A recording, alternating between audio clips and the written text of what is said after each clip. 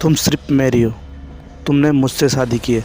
अगर किसी ने तुम्हें हाथ लगाया तो मैं उसे जान से मार दूंगा।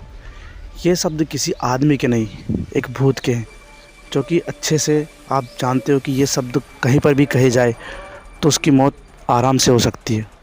दो बहनें मोनिका और सुशीला दोनों एक गरीब परिवार से थी। उनकी पढ़ाई पूरी हो गई थी तो इसलिए उनके घर में रिश्ते वाले आ चुके थे।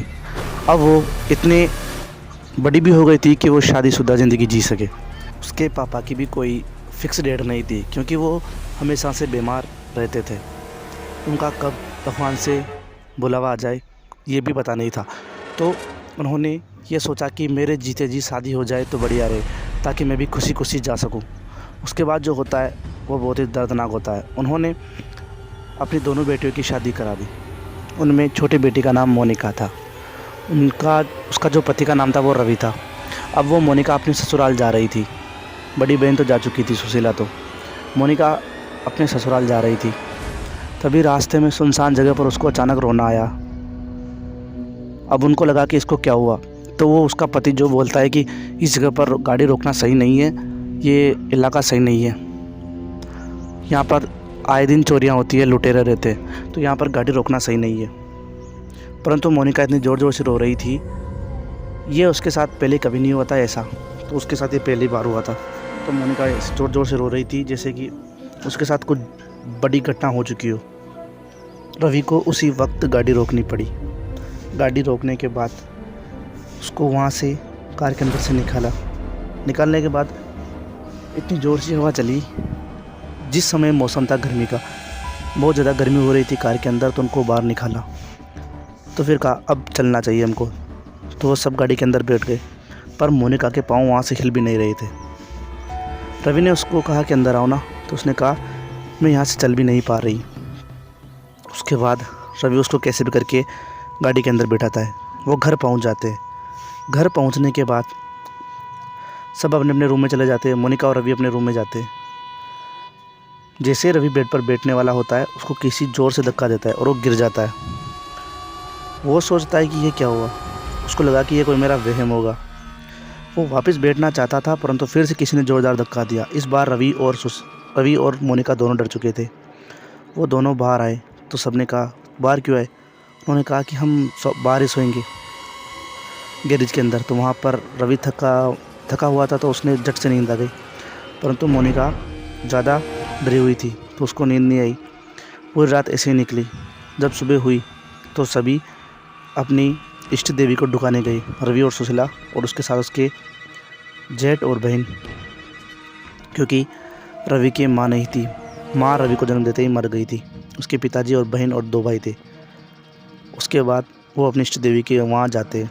इष्ट देवी का पुजारी उनको आशीर्वाद में माँ की चुंदरी देता है, मतलब माता जी की इष्ट देवी की चुंदरी देता है उसको।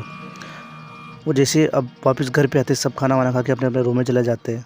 सुशीला और रवि भी अपने रूम में जाते हैं।